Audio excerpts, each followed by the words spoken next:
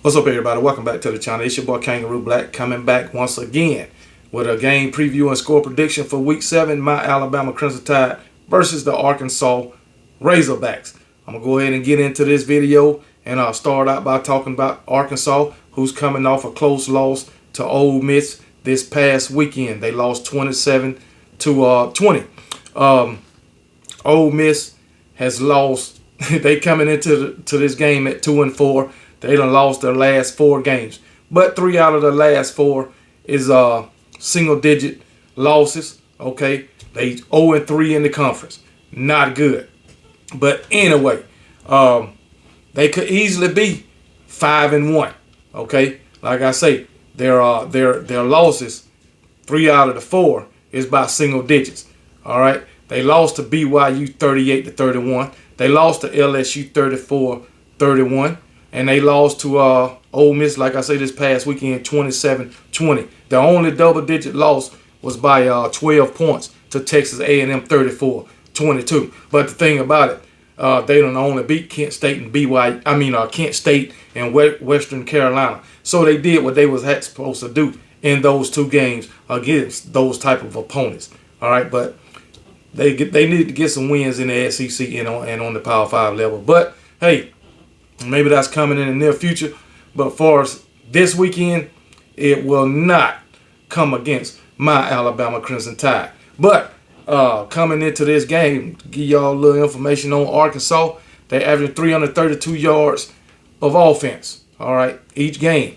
213 yards passing, 111 yards on the ground.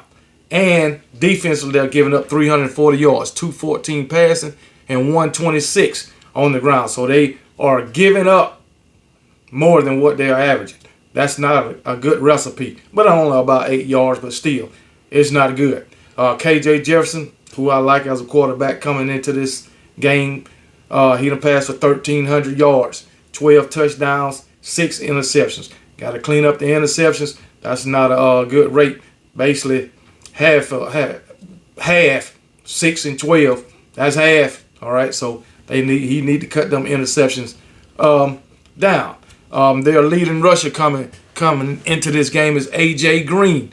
He's got 195 yards rushing on the season and 2 touchdowns. Then they got Rashad Dubian, 187 yards and a touchdown. K.J. Jefferson also done ran for 136 yards and a touchdown. Those are your 3 leading rushers. Okay, but my Alabama Crimson Tide, we got a hellified rush defense. All right. Yeah, we might give up some big plays every now and then, but for the majority of the time, you ain't about to run too much on my Alabama Crimson Tide. We held Texas A&M to, I believe, 67 yards rushing, so that's not too bad. All right. But anyway, as far as the receivers, Andrew Armstrong is their leading receiver, 437 yards, 4 touchdowns. Then you got Luke Hasz, H-A-S-Z, 253 yards, 3 touchdowns. And you got who? Jaden Wilson, 136 yards and a touchdown.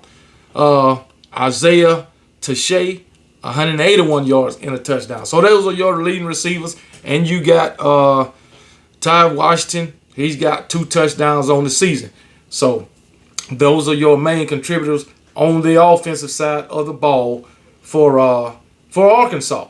Okay, on the defensive side of the ball, Arkansas got 11 turnovers, 7 interceptions, and 4 fumble recovers. So they getting after, they ball hawking. The front 7, 43.5 tackles for loss, 16.5 sacks. So that's not too bad. And as you've been watching Alabama, you know they have trouble on the offensive line. Okay, so we'll see if this front 7 of Arkansas can get to Jalen Milroe and these running backs and get some tackles for loss or get some sacks on Jalen Milroe. All right, we'll see. But one thing about Jalen Milroe, he needs to learn to throw the ball away. If he's outside the daggone pocket, throw the ball away. Throw it out of bounds, man. Stop taking all these sacks, man. Alabama has given up, oh man, a total of, I know we gave up 6 sacks against Texas A&M.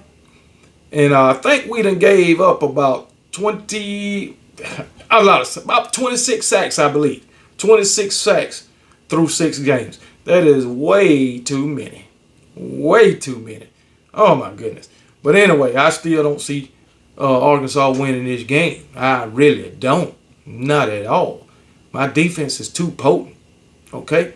My offensive line can hold up and pass block when they need to and give Jalen Milroe time, all right, to get that ball out and for my receivers to stretch the field like Jermaine Hands Burton and Isaiah Bond. We need a third wide receiver to step up, and I thought that was going to be Malik Benson, but he ain't stepping out the elevator too much. I don't know what's going on with him. But anyway, let me talk about my Alabama Crimson Tide coming into this game at 5-1. 3-0 in the conference, baby. 3-0 in the SEC. My offense is averaging 360 yards of offense, 216 passing, 143 rushing. Defensively, we're giving up 298 yards, 193 passing, 105 rushing. We will not give up 105 rushing in this game, not against Arkansas. At least I don't believe. Okay? I haven't heard anything on Malachi Moore yet, but he had a twisted ankle from the in the Texas A&M game. I haven't seen, read, or heard nothing about an update. Hopefully he'll be ready to go Saturday. But if not, we got Christian Stewart to step in, and so hey, we're gonna be all right. And I believe what's his name? He moved to the safety position. Terry Arnold moved back to safety position when Malachi Moore went out. You know, safety, that's his original position, but he's having great success at the corner position too. That's Terry Arnold. But so and Christian Stewart got in there too. I believe it was Trey Amos over there at the corner. I believe it was Trey Amos. I'm not really sure when Terry Arnold moved over. But anyway, Jalen Milroe, 1,150 yards. Matter of fact, 1,159 yards passing on the season, 9 touchdowns to 4 interceptions. He need to clean up the interceptions too, although 2 of them came in the same game against Texas. So, hey, hopefully none of his interceptions will cost us any more this season, and hopefully he won't throw no more interceptions. I hope not. Look like the line is giving him time to go through his reads, and he don't have to rush. So it is what it is. Jace McClellan, our leading rusher, 371 yards and 3 touchdowns. Then Jalen, we got Roydell Williams, 251 yards and a touchdown. Jalen Milroe, also 158 yards and 4 touchdowns. So he lead Alabama and scoring touchdowns on the ground. Jalen Milroe at the quarterback position. All right, but Jace McClellan is leading in rushing yards. All right, but as far as wide receivers, you know, Jermaine Burton is leading us at the wide receiver position with 386 yards and 4 touchdowns. Isaiah Bond, 275 yards receiving with 2 touchdowns. Martin Black, the tight end position, 170 yards, 2 touchdowns. You got C.J. Dupree at the tight end position with 104 yards, but he don't have a touchdown. All right. So, and then you also got Jalen Hale. He got a touchdown too, but we haven't seen him too much since I believe it was that South Florida game. So we haven't seen him too much. But defensively, Alabama, we got 7 interceptions on the season. That's tied for all the entire season last season. So we got 7 interceptions through 6 games so far. 7 interceptions, 2 fumble recoveries, 43 tackles for loss, and 22 sacks on defense. Not bad. Not bad at all. And hopefully we can get 3 or 4 more this weekend against Arkansas. Hopefully our defensive line will be as dominant as they was last week. Justin Aboybe, Tim Keenan, Tim Smith, who else? Jaheim Otis. Hopefully those boys can be just as dominant as they was last week. You already know Dallas Turner and Chris Braswell is coming. along with Kendrick Blackshire. All right. Our special teams then scored 3 times, but 2-1 was called back because of penalties. We scored on a punt return, kick return, one of them, but we scored, had a run back. It was called back because of a penalty. Then we had a block punt. Chris Braswell ran it in for a touchdown. It was called back because of a blindside block, supposedly. I think it was a bad call, but hey, it is what it is. But anyway, and then we had a block punt. All right, so block punt in this previous game.